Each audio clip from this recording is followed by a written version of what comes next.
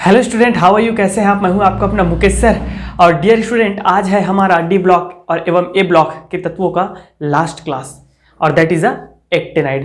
ठीक है, प्लीज़ मेरा एक रिक्वेस्ट रहेगा आपसे कि इससे प्रीवियस वाला जो लेंथेनाइड पढ़े हैं, लेंथेनाइड संकुचन, मोस्ट एमपी, मिस धातु, उसको जरूर देख लो यार, क्योंकि इस बार मैं थोड़ा शॉर्टकट पढ़ाऊंगा। ठीक है, उसमें थोड़ा सा मैं उसको डिप में एक्सप्लेन किया हूँ। ठीक है, और आज हम लोग पढ़ेंगे रेडियोधर्मिता लेंथेनाइड और एक्टिनाइड में डिफरेंट, वो ज़्यादा महत्वपूर्ण है डिफरेंट। ठीक है, और इसका उपयोग चलिए देखते हैं। तो थोड़ा सा बता देता हूँ मैं कि एक्टिनाइड क्या है और इसमें कौन कौन से तत्व होते हैं। तो एक्टिनाइड में डियर स्टूडेंट आप सबको पता होगा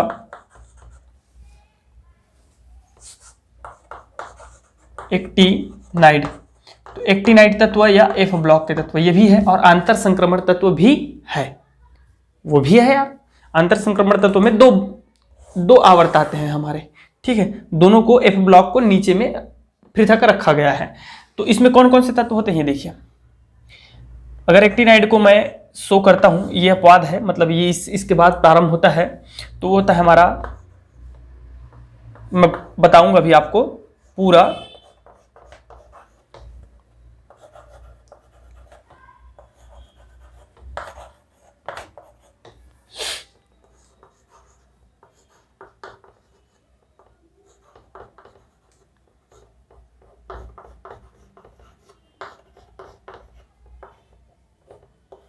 ये देखिए इतना तत्व होता है 14 ठो, गिन लीजिए 1 2 3 4 5 6 7 8 9 10 11 12 13। सॉरी यार, एक तो भूल गया मैं,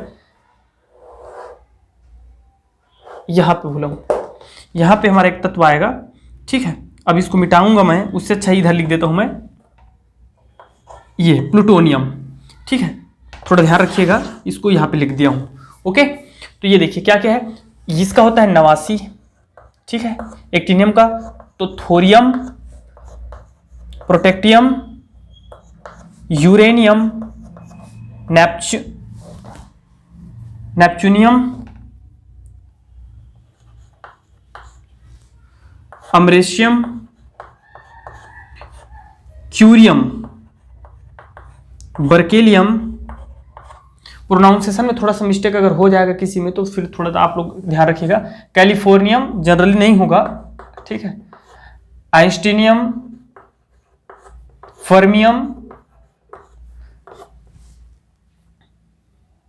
मंडेलवियम, नोबेलियम। अच्छा, एक तो भूल गया यार, यहाँ के बाद 93 के बाद 94, तो इसका आना चाहिए ना। मैं देखो यही गलती हो रही है, 94 यहाँ। ठीक है, 95, 96, 97, एक के कारण एक ठो उधर कर दिया, क्या पूरा गलत हो रहा है। 99 और ये हो जाएगा 100 और ये 101, 102 और ये है नोबेलियम और लवरेंसियम 103। ठीक है डियर स्टूडेंट, अब थोड़ा सा सुन लीजिए कि एक्टिनाइड तत्व किसे कहते हैं। ए ब्लॉक के तत्व एकदम कॉमन सी चीज है। एक्टिनाइड ये है डियर स्टूडेंट कि डी ब्लॉक तत्वों में एक्टिनियम परमाणु क्रमांक 89 के पश्चात 14 तत्वों को डी ब्लॉक तत्वों से पृथक स्थान पर रखा गया है। इन्हें एक्टिनाइड कहते हैं। इसके अंतिम इलेक्ट्रॉन N-2F ब्लॉक के N-2F 5F ब्लॉक में भराते हैं। इस कारण इसे ब्लॉक में उपकोष में लिख दीजिएगा, 5F उपकोष में भराते हैं, इसलिए इसे F ब्लॉक के तत्व भी कहते हैं। और आंतर संक्रमण तत्व क्यों कहते हैं? क्योंकि इनका जो है 2 रीजन से कहा जाता है। इन्हें ये संक्रमण तत्वों अर्थात डी ब्लॉक के तत्वों के अंदर में रहते हैं। अंदर में एक्टिनियम, लेंथेनाइड, एक्टिनाइड अंदर में पाए जाते हैं, अंतर में पाए जाते हैं। और इनका जो अंतिम इलेक्ट्रॉन है वो उपांत्य कोश के अंदर के कोश में, कक्षा में भराता है। अंतिम कक्षा में नहीं भराता है, अंतिम के अंदर में भराता है, N-2 में भराता है। इस कारण इसको अंतर संक्रमण तत्व भी कहते हैं। इतना चीज समझ में आ गया। इसमें कुछ मुख्य जो है आप थोड़ा सा ध्यान रखिएगा। ठीक है, इसमें बहुत महत्वपूर्ण तत्व है डियर स्टूडेंट। यूरेनियम है, महत्वपूर्ण तत्व है। ये थोरियम है। ठीक है, ये सब महत्वपूर्ण तत्व है। इसके साथ साथ अमेरिशियम, अमेरिका के नाम पर, क्यूरियम, मैडम क्यूरे जिसने रेडियम की खोज की थी, और बेचारी उसी के खोज के चक्कर में उन्हीं का जो है देहांत हो गया यार। रेडियम का खोज किया था इन्होंने, समझ में आ रहा है। और रेडियम को कहाँ रखे थे? अपने अलमारी में रखे थे। और अलमारी में रखे थे ना, तो हर दिन उसको प्रैक्टिकल करने के लिए, उसको समझने के लिए, जानने के लिए वो बार बार उसको खोलती थी। तो रेडियम क्या है? एक रेडियो सक्रिय तत्व है। उन्हीं ने ही बताया था। लेकिन रेडियो सक्रिय तत्व का गुण क्या होता है कि वो एनी टाइम अल्फा बीटा कणों का क्या करता है? रिमूव करते रहता है, निकलते रहता है उसमें से। जो गलत होने पर आपको कैंसर ब्रेन, ठीक है, ट्यूमर कराता है, ट्यूमर कैंसर होता है, ठीक है, रेडियम के कारण, मतलब रेडियम नहीं, रेडियोधर्मी तत्वों के कारण। और उन्हीं तत्वों के जरिए इलाज भी होता है। तो मैडम क्यूरी का जो डेथ हुआ था वो उनके शोध के कारण ही हुआ था। और एकमात्र वो जो है उस टाइम ऐसे व्यक्ति थे, मैडम थी, जिनको 2 बार नोबेल पुरस्कार मिला था। समझ में आ रहा है। तो उन्होंने रेडियम का खोज किया था। उन्हीं के सम्मान में शायद, मुझे लगता है, मैं तो जानता नहीं हूँ, लेकिन ये इसके नाम से पता चलता है क्यूरियम। तो ये मैडम क्यूरी, पियरे क्यूरी के नाम पे ही इसको जो है रखा गया होगा, ऐसा उम्मीद है। बर्केलियम, ठीक है, कैलिफोर्नियम, ये जो है आपका अमेरिका का एक जो है सिटी है। वाशिंगटन, कैलिफोर्निया, ठीक है, न्यूयॉर्क, ये सब बहुत फेमस सिटी है अमेरिका का। आइंस्टाइनियम, तो ये भी मुझे लगता है कि आइंस्टीन के नाम पे रखा गया है, ठीक है। फर्मी आप अभी नहीं जानते होंगे, ठीक है, उसको आप जब क्वांटम फिजिक्स पढ़ेंगे तब थोड़ा सा आएगा, लेकिन पता नहीं उसको क्यों रखा गया, नहीं पता मुझे। मंडेलवियम, तो मंडेला दक्षिण अफ्रीका का एक जो है हमारे, जैसे भारत का प्रधानमंत्री बोलता हूँ, सॉरी यार, ठीक है, नाइट हो रहा है, रात हो रहा है, इसलिए दिमाग थोड़ा सा विचलित हो रहा लग रहा है। जैसे कि हमारे राष्ट्रपिता है ना महात्मा गांधी जी, सम्मान करते हैं, बहुत ज़्यादा फ्रीडम फाइटर हैं। वैसे ही आपके साउथ अफ्रीका के फ्रीडम फाइटर रहे मंडेला, ठीक है। तो शायद उन्हीं के नाम पे रखा गया होगा, पता नहीं, इसका नाम सुन के मैं बता रहा हूँ, गेस कर रहा हूँ कि इसका नाम है मंडेलवियम, ठीक है। नोबेल, अल्फ्रेड बी नोबेल, जिसने डायनामाइट का खोज किया था, नोबेलवियम, आप याद कर सकते हो ऐसा। अब मुझे नहीं पता कि एग्जैक्ट उन्हीं के नाम पे रखा है, ठीक है, मैं बता रहा हूँ आपको, नोबेलवियम। तो ऐसा कुछ तत्व है डियर स्टूडेंट जो बहुत ही महत्वपूर्ण तत्व है। अब चलिए देखते हैं इसका इलेक्ट्रॉनिक विन्यास। धैर्य रखिएगा, थोड़ा सा पढ़ाएंगे आपको, अच्छे से पढ़ाएंगे। इलेक्ट्रॉनिक विन्यास कैसे होता है? तो इलेक्ट्रॉनिक विन्यास आप यहाँ से ले लीजिएगा।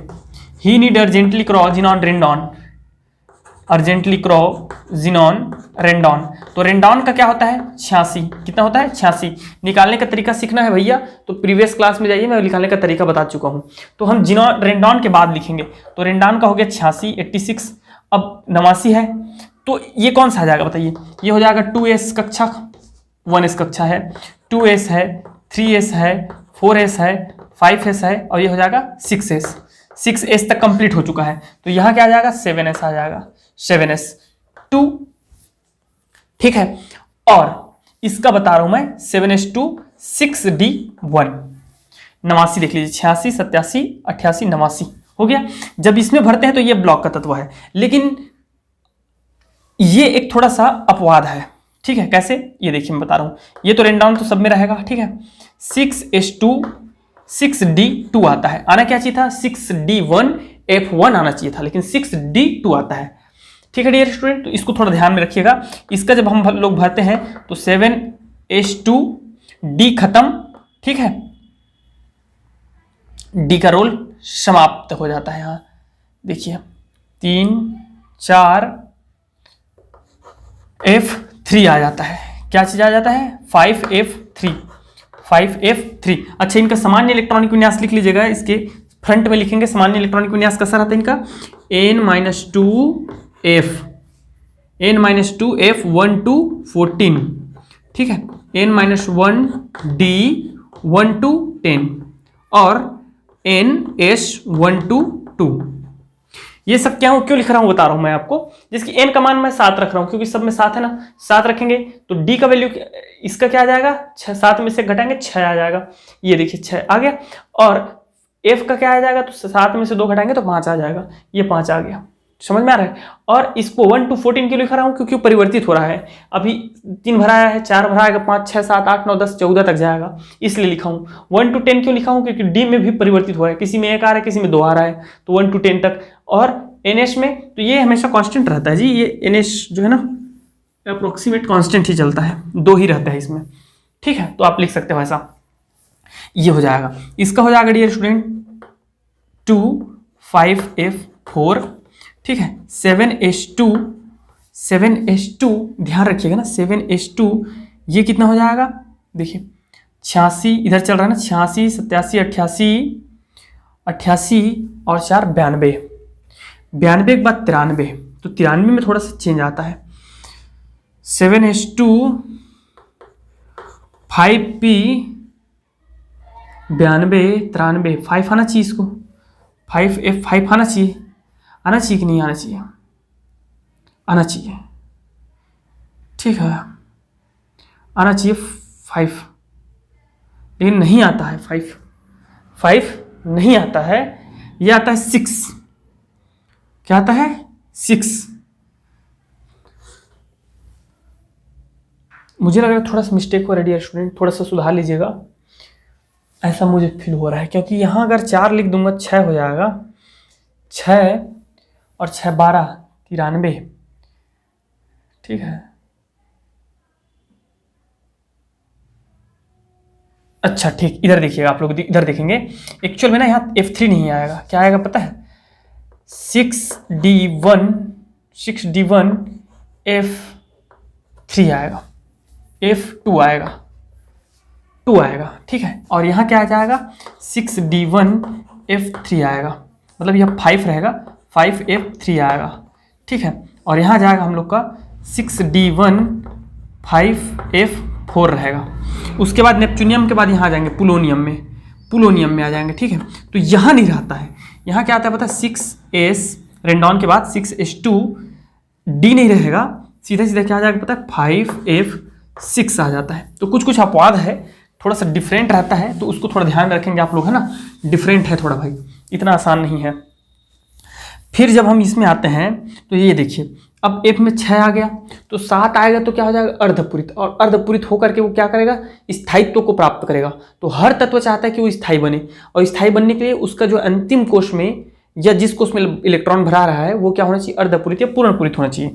तो ये क्या करेगा, ये यहाँ पे थोड़ा सा चेंज आएगा, देखिएगा यहाँ जब आएंगे तो 1 इलेक्ट्रॉन बढ़ाइए, तो ये हो जाएगा 7H2 5F7, ये ठीक रहेगा। यहाँ चेंज आएगा, देखिए यहाँ क्या होना चाहिए था, 8 होना चाहिए था कि नहीं होना चाहिए था, होना चाहिए था, लेकिन नहीं रहता, 8 नहीं आएगा, 8 नहीं आता है, वापस से क्या आ जाएगा 6D1 आएगा और 5F7 आ जाएगा। ऐड करके देख लीजिए, 86 86 2 88, ठीक है, 88 89 और 89 और 7 कितना हो जाएगा 96 यहाँ। फिर उसके बाद 7H2, अब ये 8 नहीं होगा, ये सीधा सीधा कहाँ चला जाता है 9, थोड़ा सा भाई डिफ़िकल्ट है, याद रखेंगे थोड़ा सा, अगर आ जाता है कभी कभी तो वैसे जनरली नहीं पूछा जाता। और यहाँ आ जाएगा 7H2 5F10, 7H2 5F11, 7H2 5F12, 7H2 5F13, 7H2 5F14, पूरा 14 हो गया, लेकिन एक भी अभी भी हमारा बचा हुआ है। तो यहाँ क्या होगा पता है आपका, ये हो जाता है 6D1 5F14। तो इस प्रकार इनका जो है इलेक्ट्रॉनिक विन्यास आप भर सकते हैं, इलेक्ट्रॉनिक कॉन्फ़िगरेंस, ठीक है। चलिए देखते हैं इनका कुछ गुण।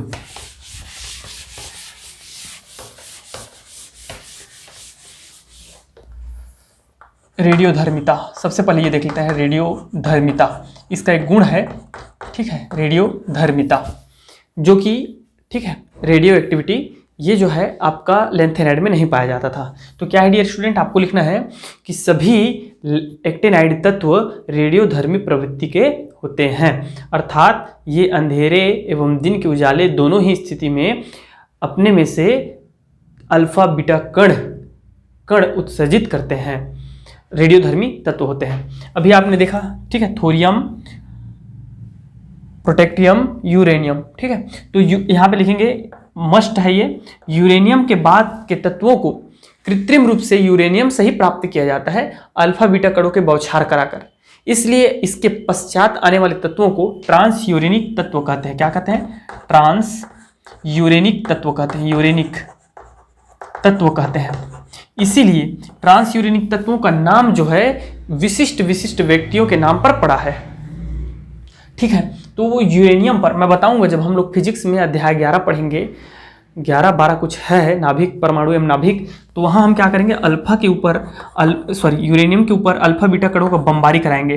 तो ये जो है एक नए तत्वों को जन्म देगा। तो उन्हीं सभी तत्वों को हम ट्रांसयूरेनिक तत्व कहते हैं। तो यूरेनियम के पश्चात वाले तत्व क्या कहलाते हैं, ट्रांसयूरेनिक तत्व कहलाते हैं। याद रखना भैया, छोटा सा चीज है। अब देखते हैं, रेडियोधर्मिता तो हो गई, इसके पश्चात ऑक्सीकरण अवस्था।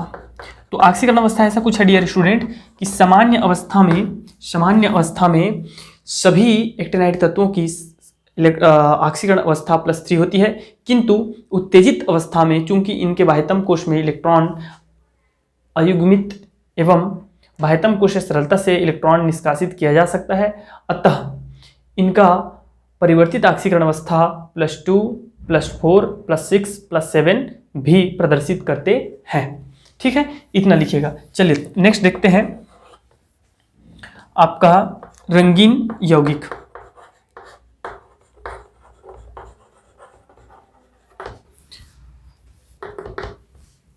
तो लिखेंगे इसमें, एक्टिनाइड तत्वों में अयुग्मित इलेक्ट्रॉन उपस्थित होने के कारण ये इलेक्ट्रॉन कम ऊर्जा वाले ऊर्जा स्तर में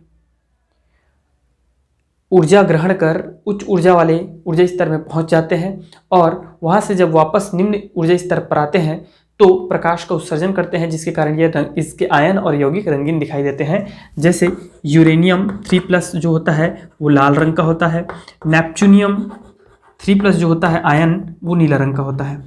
ठीक है डियर स्टूडेंट, तो इसको थोड़ा सा आप लोग देख लीजिए, इतना बस लिखना है और कुछ नहीं। इसका नेक्स्ट प्रॉपर्टी देखते हैं, चुंबकीय गुण। तो चुंबकीय गुण कैसा है भैया, ये देखिए,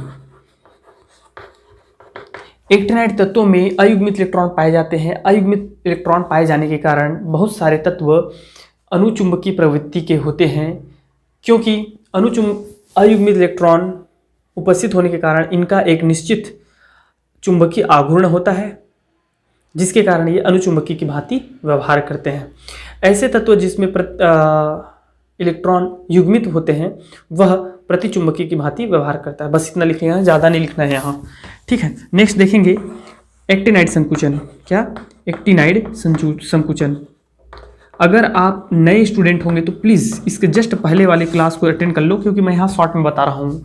तो एक्टिनाइड संकुचन क्या है, जिस प्रकार लेंथेनाइड संकुचन होता है उसी प्रकार एक्टिनाइड तत्वों में जब बाएं से दाएं ओर चलते हैं तो उसकी परमाणु त्रिज्या घटती जाती है, आयनिक त्रिज्या घटती जाती है, क्योंकि उसका प्रभावी नाभिकीय आवेश बढ़ने लगता है। परमाणु द्रव्यमान के साथ, परमाणु क्रमांक के साथ प्रभावी नाभिकीय आवेश बढ़ने लगता है, किंतु परिरक्षण प्रभाव कमजोर हो जाता है। इस संकुचन को एक्टिनाइड संकुचन कहते हैं। ठीक है, अब चलिए देखते हैं last, different between actinides and lanthanides and uses of actinides।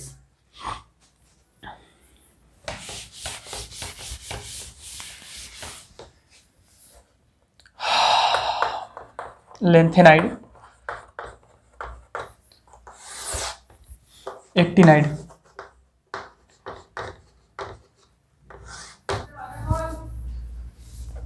पहला नंबर है डियर स्टूडेंट, ये देखिए पहला नंबर, मैं बोल रहा हूँ आप लिखते जाइएगा। ठीक है, मैं बोल रहा हूँ आप लिखते जाइएगा।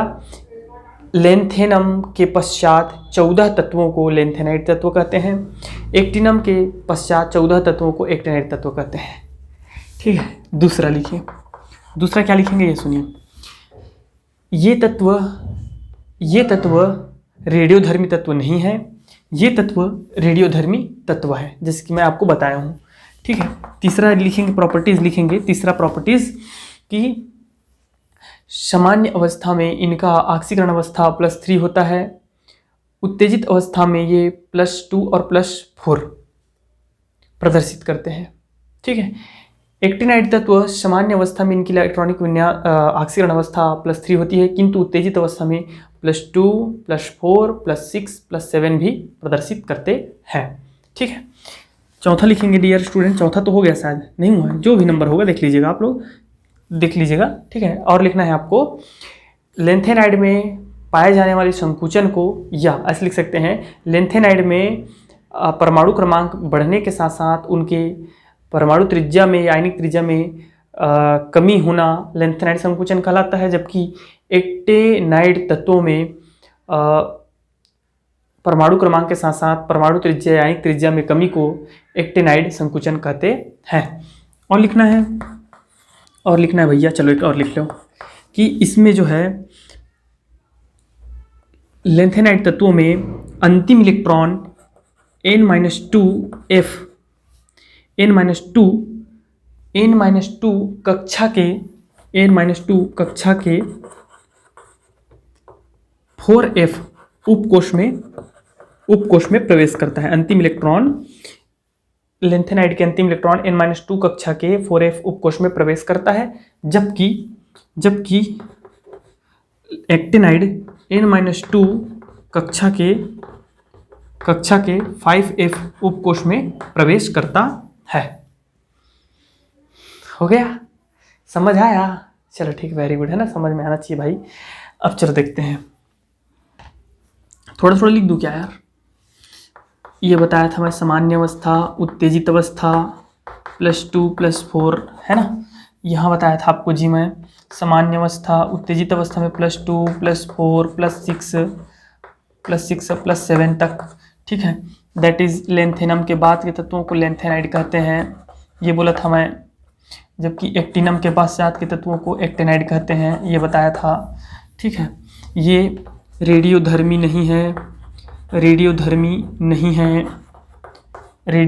है, ठीक है। और एक ठो क्या बताया मैं आपको, एक और बताया था डिफरेंट दोनों में। ये तो हो गया लेंथेनाइड संकुचन, एक्टिनाइड संकुचन, ठीक है। ये चीज, चलिए इसका यूज देखते हैं। किस चीज का यूज देखते हैं? एक्टिनाइड संकुचन का। एक्टिनाइड का यूसेस क्या क्या है देखिए। पहला लिख लीजिएगा डियर स्टूडेंट, यूरेनियम जैसे रेडियोधर्मी तत्व का उपयोग परमाणु भट्टियों में ऊर्जा उत्पादन में किया जाता है, ठीक है। एक दूसरा, थोरियम के लवणों का यूज जो है कैंसर जैसे घातक बीमारियों के इलाज में किया जाता है। थर्ड और लिख सकते हैं, इन तत्वों का उपयोग नए रेडियोधर्मी तत्वों को बनाने में किया जाता है। और लिख सकते हैं, नाभिक के बारे में जानकारी प्राप्त करने के लिए भी इन तत्वों का उपयोग किया जाता है, ठीक है यार। तो अगर समझ आया होगा भैया तो बहुत बहुत धन्यवाद, आभार, ठीक है। और आज ये जो क्लास आपका चैप्टर है, चैप्टर 8 डी एवं एफ ब्लॉक के तत्व, इसका हो जाता है द एंड, ठीक है। तो thank you very much, best of luck.